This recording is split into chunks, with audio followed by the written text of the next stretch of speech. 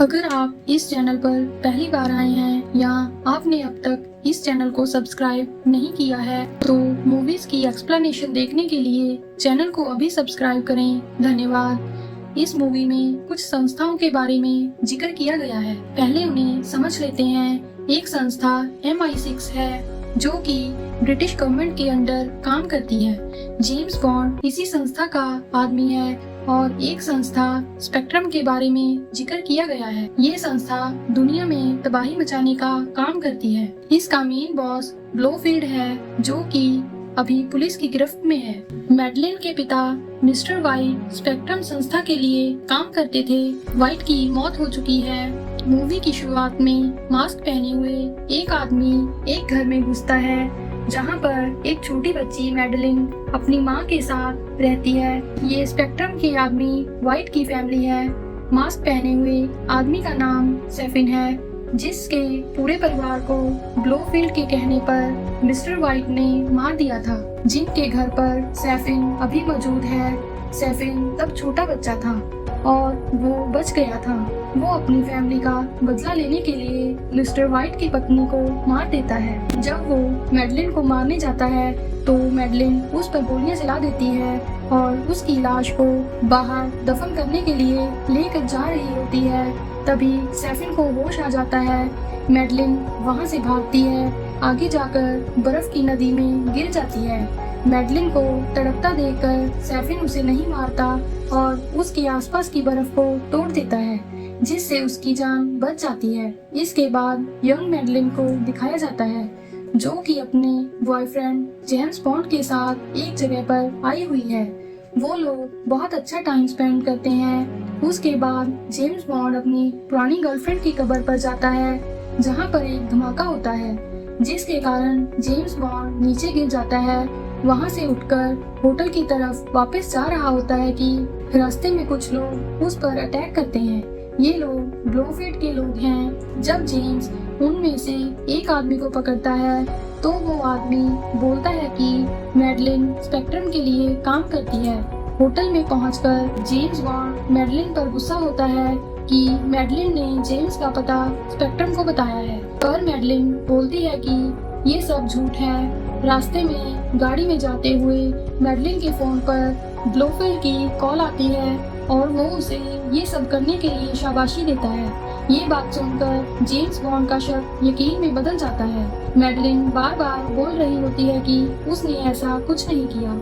रास्ते में ब्लोफील्ड के लोग जेम्स की कार के ऊपर बहुत गोलियां चलाते हैं जहां पर जेम्स बॉन्ड अपनी अति आधुनिक गाड़ी से उन सभी लोगों को ऑटोमेटिक गन से गोलियां मारकर मार देता है और मैडलिन को एक ट्रेन में चढ़ाकर बोलता है कि अब वो लोग कभी भी नहीं मिलेंगे। इसके बाद 5 साल बाद का समय दिखाया जाता है जहां पर MI6 संस्था द्वारा तैयार की हुई एक लैब में से कुछ लोग बायो वेपन जिसका नाम हेरिकुलिस है को चुरा लेते हैं।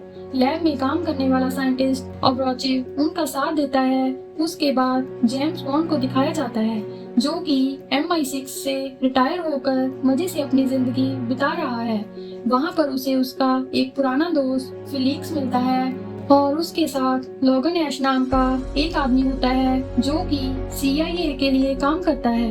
वो बताते हैं कि साइंटिस्ट ऑब्रोचिव और स्पेक्ट्रम के लोग क्यूबा में इकट्ठे हो रहे हैं और वो लोग चाहते हैं कि जेम्स वहां पर जाकर साइंटिस्ट को पकड़कर लेकर आए, पर जेम्स ये काम करने से मना कर देता है। जेम्स को रास्ते में जाते हुए एक लड़की मिलती है जिसे वो अपने होटल में लेकर आता है।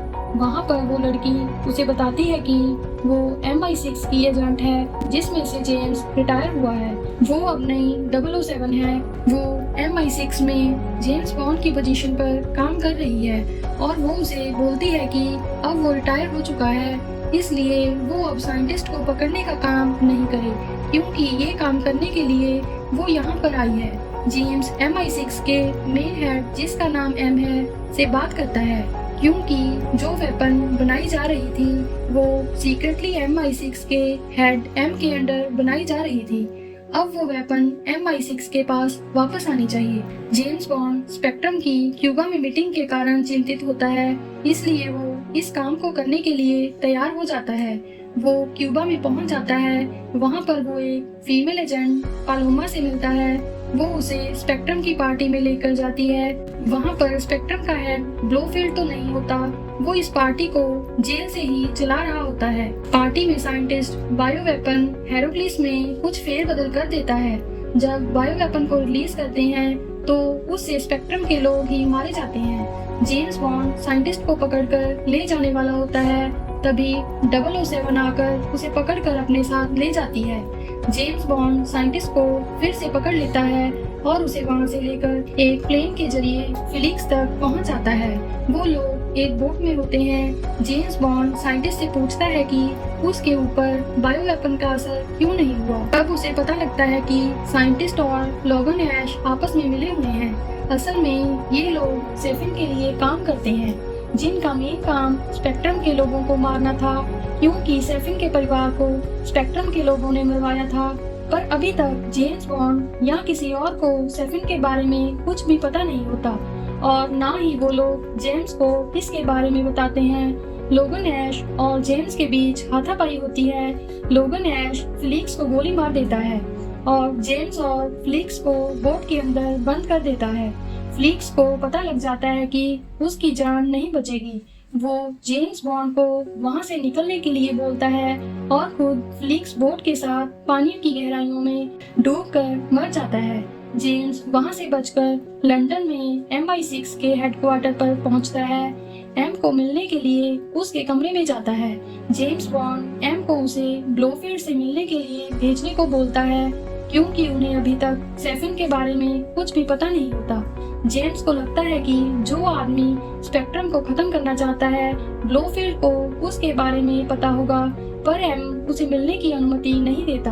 वो अपनी एजेंट 007 को ब्लोफील्ड के ऊपर नजर रखने को बोलता है। जेम्स बिल्डिंग से बाहर जा रहा होता है, तभी वहां पर मौजूद जेम्स की पुरानी दोस्त मनीपेनी उसे MI6 के एक आदमी क्यू के पास लेकर जाती है। जेम्स के पास एक पेन ड्राइव होती है जो कि उसने साइंटिस्ट से छीनी होती है। उस पेन ड्राइव को वो खोल कर देखता है, जिससे उन्हें पता लगता है कि इन लोगों ने बहुत से लोगों को मारने का प्लान बनाया हुआ है और वो लोग ब्लोफील्ड को भी मारना चाहते हैं। जेम्स को पता लगता है कि ब्लोफील्ड को सिर्फ उसकी सेक्रेटरी ही मिल सकती है, जो कि जेम्स की गर्लफ्रेंड मैडलिन है। दूसरी तरफ मैडलिन को दिखाया जाता है, जिससे एक आदमी उसका पेशेंट बनकर मिलने आया होता है। ये आदमी असल में सेफिन है, जिसे मूवी में पहली बार दिखाया गया होता है। वो उसे बोलता है कि वो उसके लिए ब्लोफील्ड को मार दे, वरना वो उसकी बेटी को मार देगा। वो मैडलिन को बायो वेपन हेरोक्लिस देता है। उसके बाद दिखाया जाता है कि जेम्स बॉन्ड एम से मिलता है और उन लोगों को हेरोक्लिस के बारे में पूरी तरह जानकारी मिलती है कि इसमें नैनो रॉबोट्स होते हैं जो कि इंसान के अंदर जाकर जीन्स के आधार पर उसको जीवित रखते हैं या फिर मार देते हैं और इससे पूरी की पूरी जातियों को खत्म किया जा सकता है। इस तरह खतरे को देखते हुए MI का हेड जेम्स को ब्लोफील्ड से मिलने की इजाजत देता है। साथ ही 007 को लोगन ऐश का पता लगाने के लिए बोलते हैं, क्योंकि साइंटिस्ट को वही लेकर गया था। ब्लोफील्ड की जेल में पहुंचकर मैडलिन अपने हाथ पर बायो वेपन को लगा लेती है, ताकि जब वो ब्लोफील्ड को छुएगी उसकी मौत हो जाएगी। वो जेम्स बॉन्ड से मिलती है। जेम्स बॉन्ड उससे हाथ मिलाना चाहता है, पर वो उससे हाथ नहीं मिलाती। उसके बाद वो अंदर जाते हैं तो वहाँ पर मैडलिन के हाथ डर के मारे कांप रहे होते हैं। ये देखकर जेम्स उसे टच कर लेता है। मैडलिन वहाँ से भाग जाती है। वहाँ पर ब्लोफील्ड को लाया जाता है। जेम्स उससे बायो वेपन चुराने वाले के बारे में पूछता है, पर असल में ब्लोफील्ड को इसके बारे में पता नहीं होता। वो जेम्स के साथ मैडलिन के बारे में बातें करता है। वो बताता है कि मूवी की स्टार्टिंग में जेम्स बॉन्ड की एक्स गर्लफ्रेंड की कब्र पर जो बम धमाका हुआ था वो ब्लोफील्ड ने करवाया था और मैडलिन को इसके बारे में कुछ भी पता नहीं था। वो जेम्स को उकसाता है। जेम्स उसका गला दबोच लेता है, पर जेम्स उसे छोड़ देता है। पर जेम्स के हाथों पर मैडलिन के हाथों से लगे बायो वेपन से ब्लोफील्ड की मौत हो जाती है। उसके बाद दिखाया जाता है कि जेम्स मैडलिन से मिलने के लिए उसके घर पर जाता है। वहाँ पर एक छोटी बच्ची भी होती है जो कि असल में जेम्स बॉन्ड की बेटी होती है। पर मैडलिन इसके बारे में जेम्स को नहीं बताती।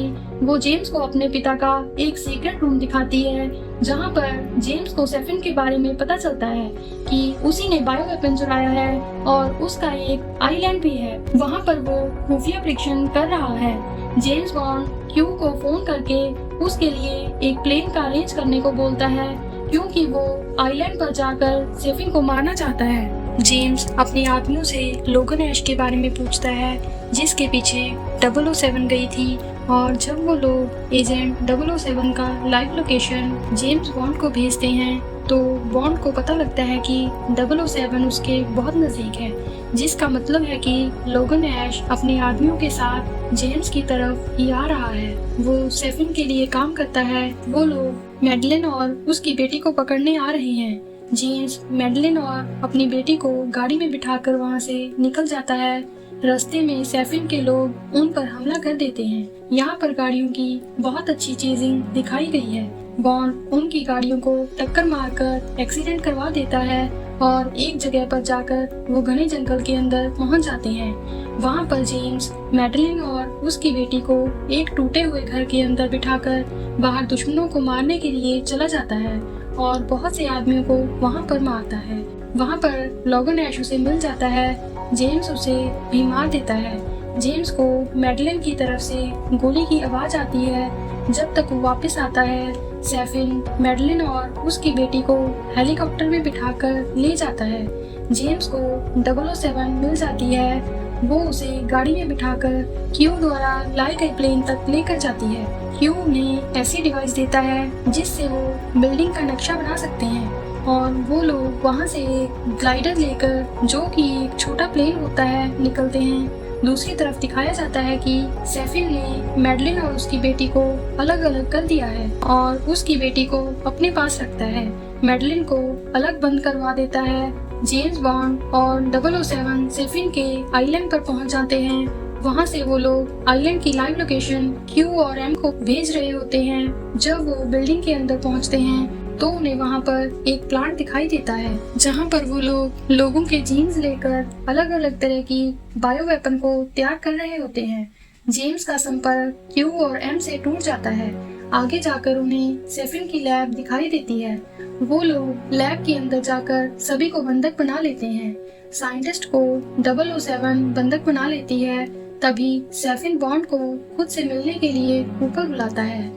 सेफिन बोलता है कि वो अपनी बेटी को यहाँ से जिंदा ले जा सकता है और वो जेम्स को बोलता है कि वो उसका प्लान तबाह ना करे। दूसरी तरफ मैडलिन को एक आदमी जहरीली चाय पीने के लिए देता है। वो चाय नहीं पीती और उसे उस आदमी के ऊपर फेंक देती है और वहाँ से निकल जाती है। जेम्स बॉन्ड सेफिन के सामने होता है। सेफिन उसे उसकी बेटी को मारने की धमकी देता है।